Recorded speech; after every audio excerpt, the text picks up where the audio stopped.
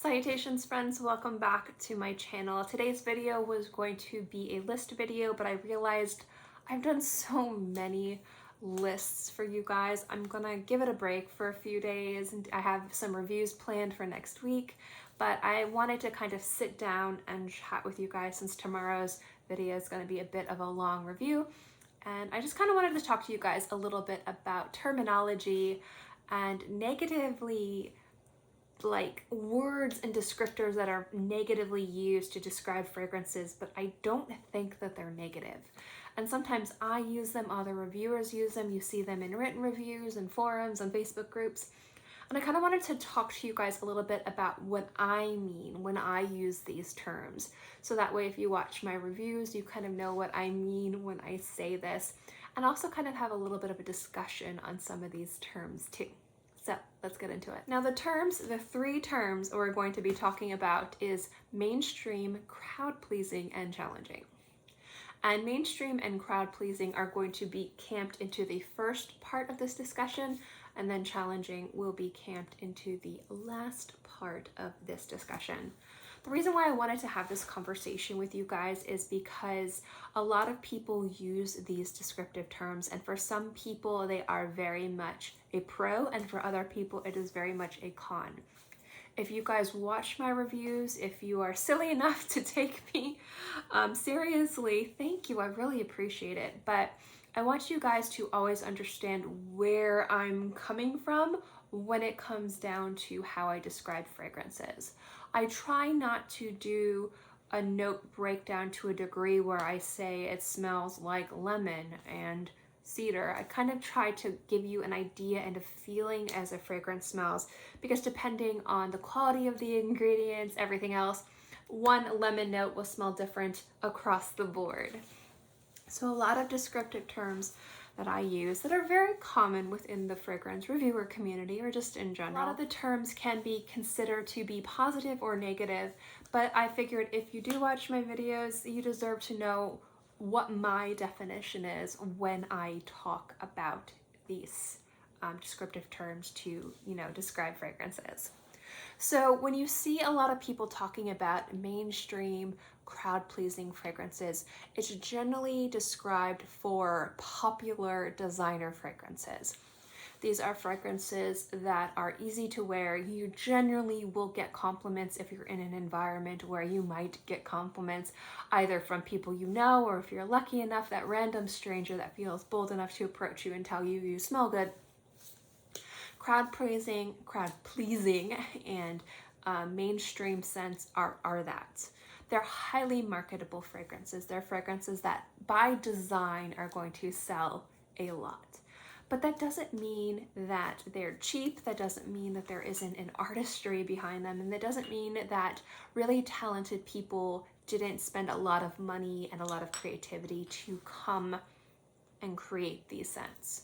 When it comes down to designer fragrances, I don't really know the creative director process behind it completely. But what I generally know is there'll be a creative director for a designer house. They'll have a general idea for a fragrance, and they'll reach out to a perfumer or knows or somebody that they've worked with, and they will work together to create a scent to work within that house, to work within that creative director's creative vision for where they want this house to go. And also at the same time, they want it to fit in and be generally cohesive with the brand as a whole. Look at when Alessandro Michele took over for Gucci Bloom. That's really like a lot of people started falling in love with Gucci again. And people really were into Gucci. I mean, Gucci Guilty was highly, and I mean highly hyped, highly beloved, fantastic scent. But I feel like it was more from the men's side of the world that really, as a whole market, not just a few people here and there like Gucci. I feel like Gucci Bloom kind of excited people, brought people in, and I think that was Alessandro Michele's specific creative vision.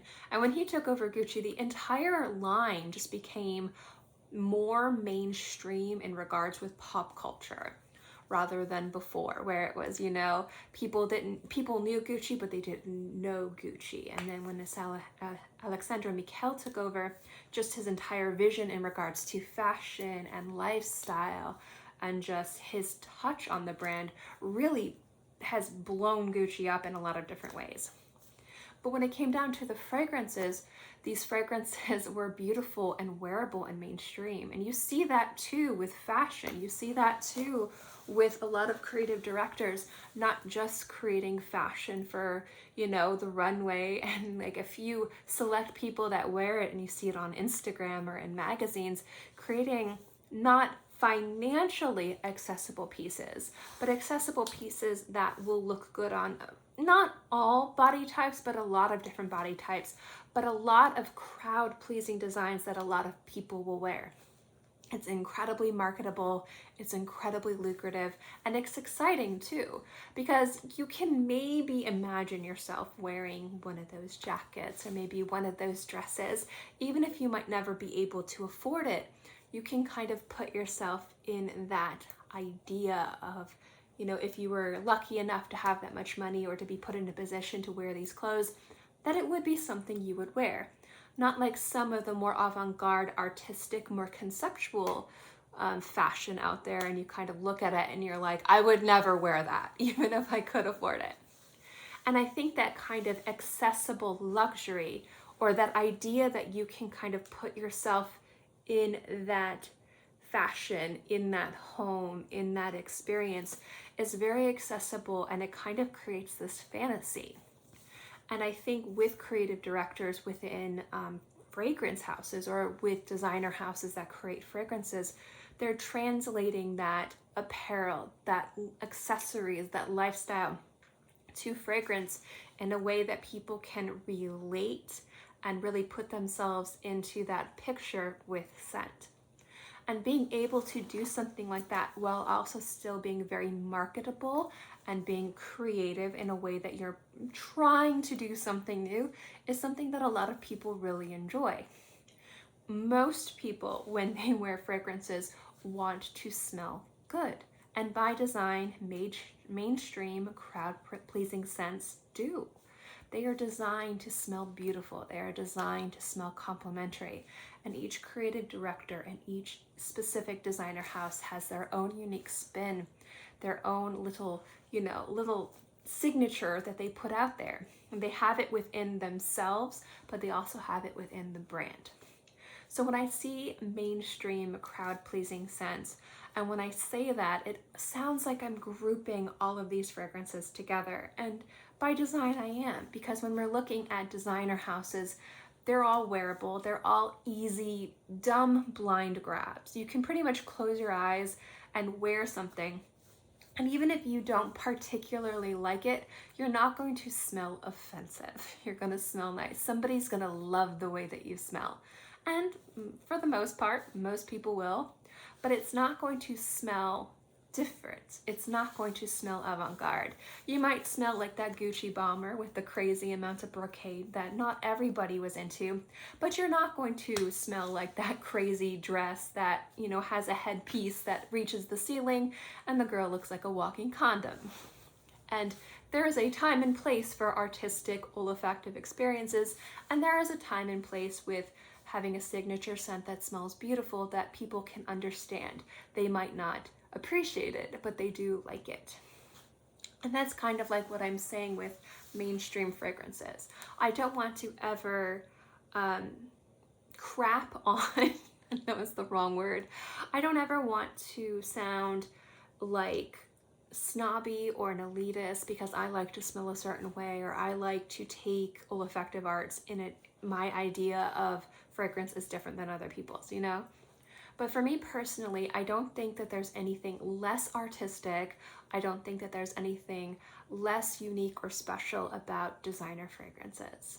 And I think it just comes down to perhaps people think that because there's so much uniqueness out there that isn't celebrated, that they're kind of hitting the lowest branch. They're kind of, you know, being mean to the easier target.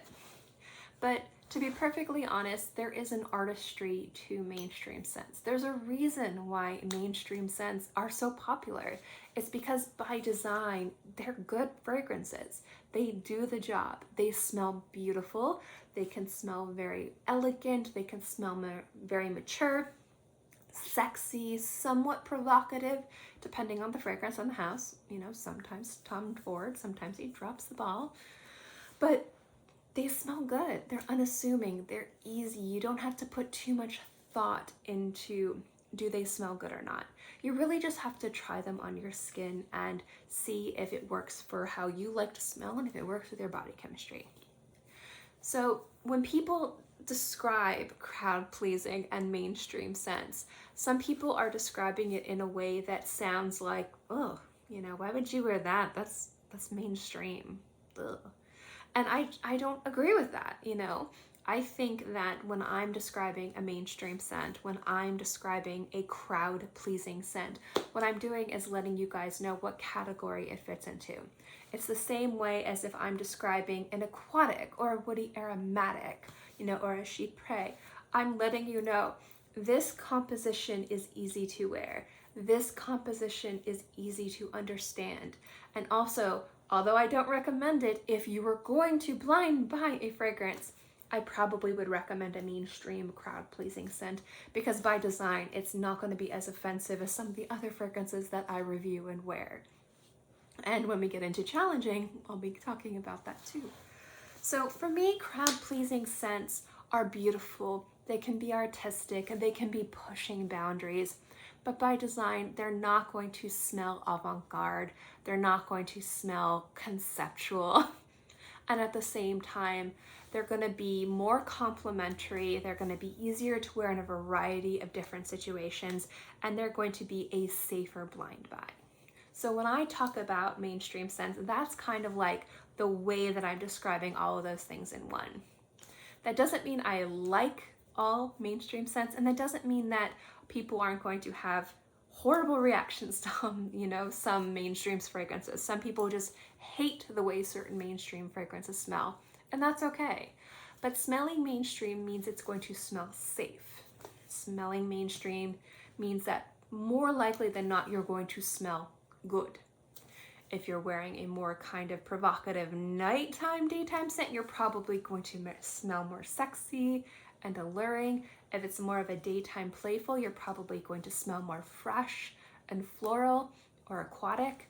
And there's not going to be weird little notes here and there to push boundaries. It's just going to be a beautiful blend of notes that comes together to make you smell really attractive. There's nothing wrong with smelling mainstream. Mainstream fragrances can be affordable. You can find it for $20, and mainstream smelling scents can go for $200 to $300. It doesn't have anything to do with quality. It doesn't have anything to do with accessibility in regards to I can't afford this, or I only like to buy really nice fragrances, so I'm not going to spend less than $20 on a bottle.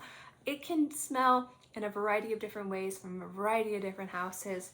It can be niche, it can be designer, but most of the time it's going to be designer houses. I would say if I could give you the best example of a mainstream designer scent for men and women, it would be Dior. Dior has an accessible line of fragrances, and some of their masculine fragrances push boundaries and become massive bestsellers, huge hype beasts. I mean, these fragrances are just beyond just scent. They're cultural icons for a degree. But when you smell them, they smell amazing. They smell really good, but they just have this appeal that kind of transcends more than the smell.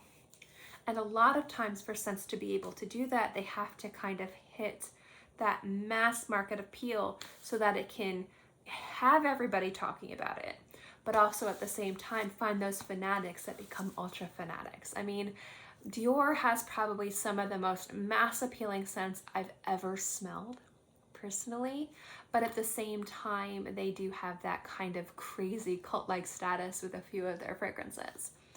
But that doesn't mean that those fragrances don't smell good, that they don't smell interesting, that they don't smell special, but they're mass appealing, they're crowd pleasers, and that's okay. Now, I kind of talked in circles with mass appealing and crowd pleasing because I wanted to talk about those, but I really wanted to talk about challenging scents. Now, I think it was in my Rankings Zoologist fragrance video, I had I think a perfect analogy for challenging scents. Challenging to me, like mainstream and crowd pleasing is a term that people get very scared of. I think people kind of turn their nose and can be a little snobby when it comes to crowd pleasing in mainstream sense, but people get very scared whenever they hear a fragrance is challenging. So I'm going to kind of reiterate the analogy I used for challenging scents in the zoology video, and that has to use spice as an example. So imagine a challenging scent is a level of spiciness. Some people love spicy food, and some people just can't handle spicy food. And some people need to build up a tolerance or an appreciation for spicy food. When I say a fragrance is challenging, I'm not telling you it's Carolina Reaper ghost pepper levels of spice. It could be maybe a hot salsa at a Mexican restaurant that you just can't handle. Or it could be, you know, some of that amazing food that you got at this amazing restaurant and you didn't quite realize that the 5 little chili peppers next to that noodle dish meant 5 little chili peppers, and you cried and your nose was running the entire time you ate that food, but it was still insanely delicious. Challenging doesn't mean unwearable. For me, it means the exact opposite of mainstream and that exact kind of different scenario of the fashion. You have the fashion that's wearable, but it's probably a little bit different depending on what your taste is. And then you have this avant-garde fashion show where it's a little too much.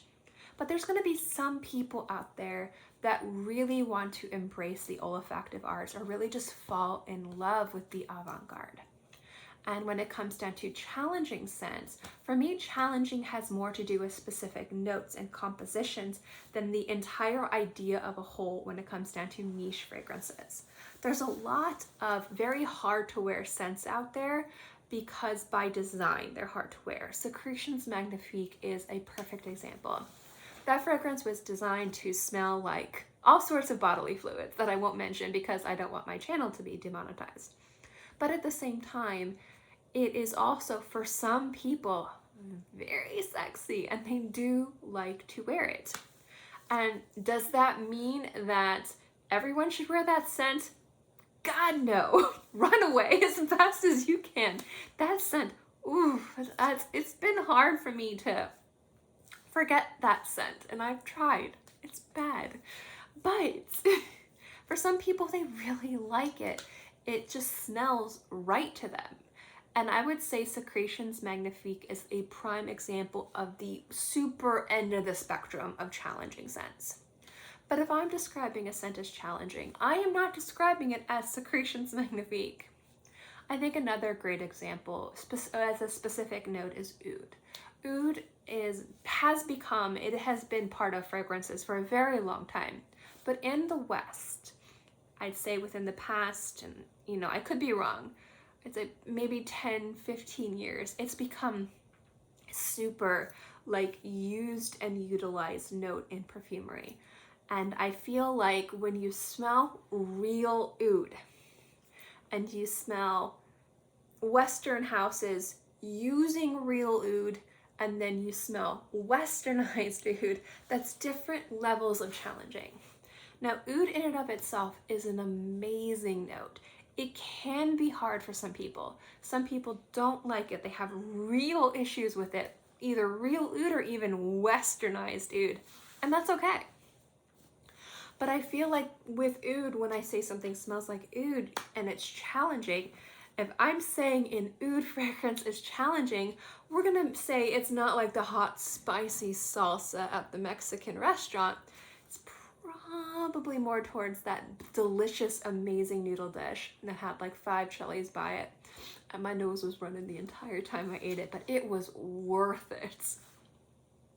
It's hard to understand. It's not for everybody. Not everybody is going to be able to understand it or enjoy it, but it doesn't mean that it smells bad. It doesn't mean that it smells rancid. It doesn't mean that it smells unwearable. It just means it's not for everybody. Not everybody has the olfactive palate for it. And there's nothing wrong. There's nothing wrong for wanting to smell like that, and there is nothing wrong with not wanting to smell like that.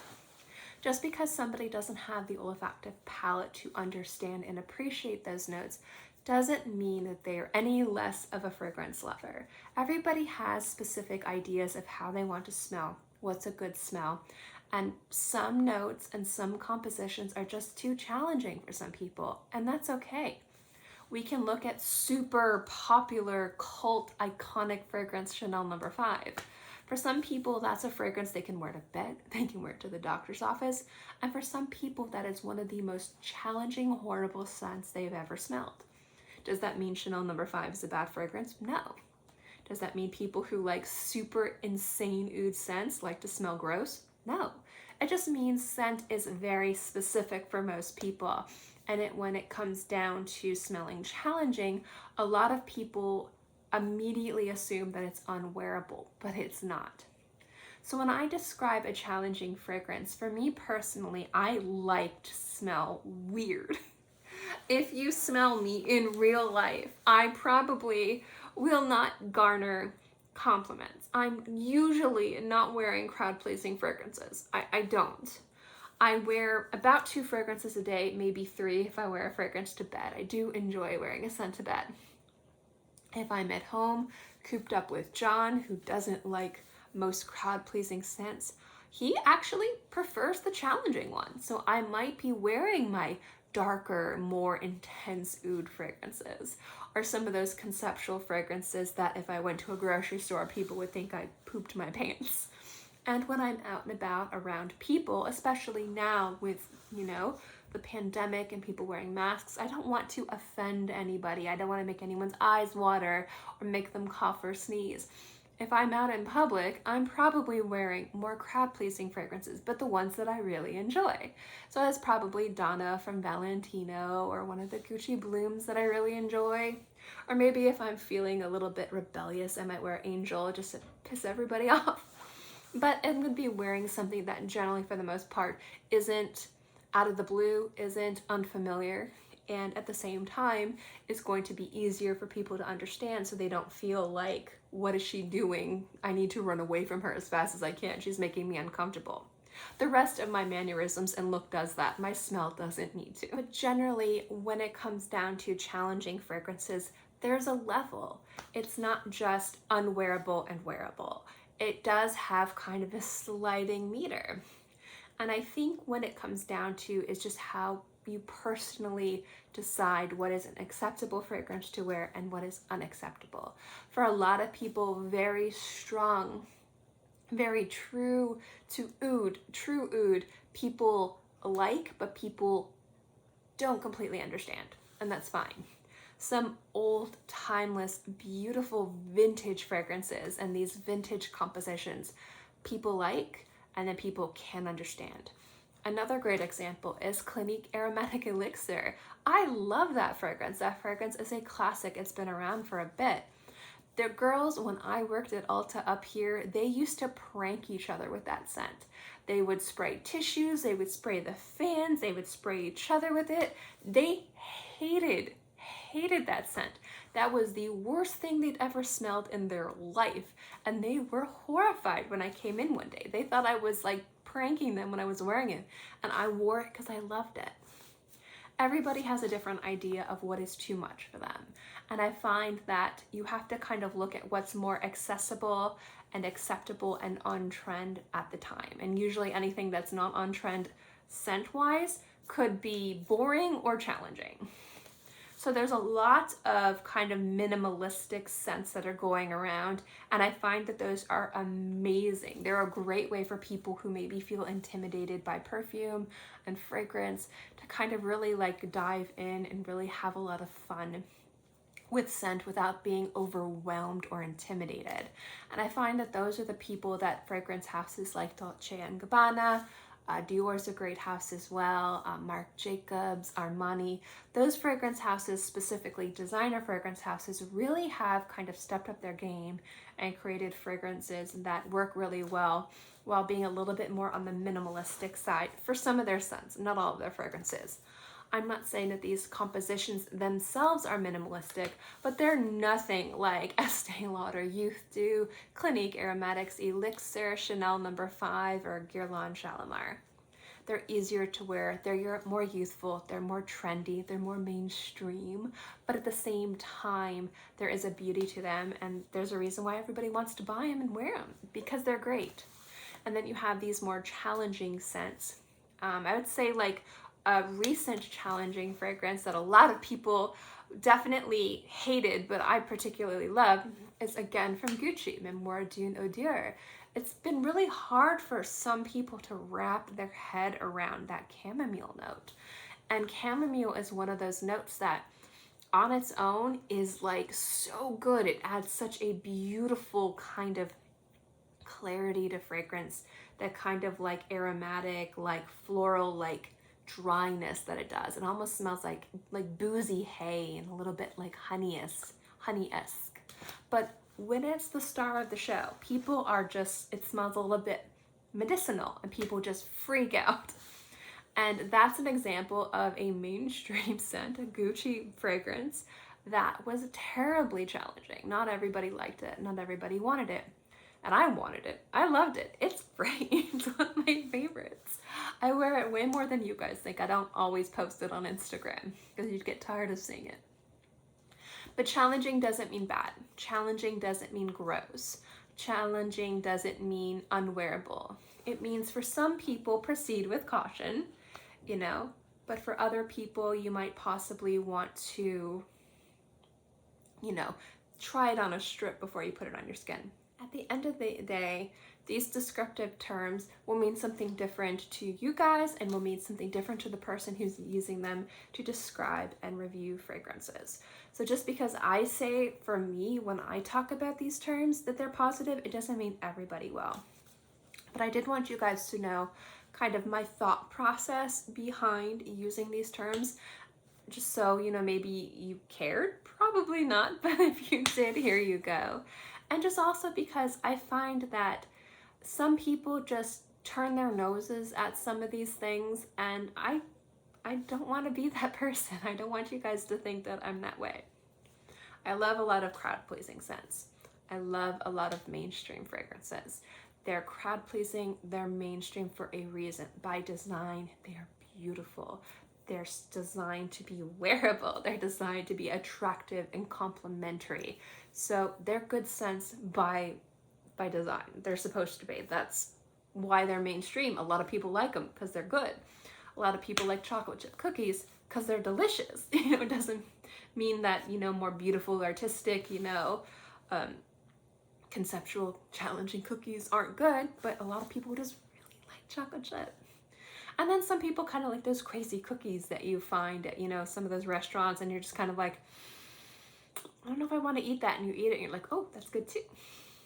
But challenging is good too. And I think that if you guys watch my videos and you hear me talk about mainstream fragrances, it just means they're beautiful, they're easier to wear. If I'm being a little bit negative on the fragrance, it just means my particular taste doesn't align with it. It doesn't mean they're bad. And same with challenging. If I'm talking about a challenging fragrance, I'll try and let you guys know on what level of challenging. I was thinking it might be fun to adopt like a little hotness meter for challenging scents, like little perfume bottles on fire. Like 1 is like an easy to wear scent, and like 5 is like, oh my goodness, don't wear this, people will think you pooped your pants. If you guys want me to do that, let me know. But for the most part, when I'm describing a challenging scent, it just means it's an unfamiliar, semi-intimidating composition, but it doesn't mean it isn't beautiful. It doesn't mean it isn't wearable at the end of the day. And it doesn't mean that it's offensive. So I hope that this video was informative. It probably wasn't. Helpful, probably wasn't. And entertaining, probably wasn't. But if you sat through this long, thank you so much for watching this video. I hope you enjoyed it. Don't forget to like and subscribe if you like this video, and if you would like to describe, I can't talk. I hope you guys enjoyed this video. I love seeing this channel grow, so if you would be so kind as to hit that little bell, press that little subscribe button if you like fragrance content. I put out new videos every Monday through Friday, and I hope you guys are all happy and healthy and have a great day, month, year, whatever. And I will see you next time. Bye.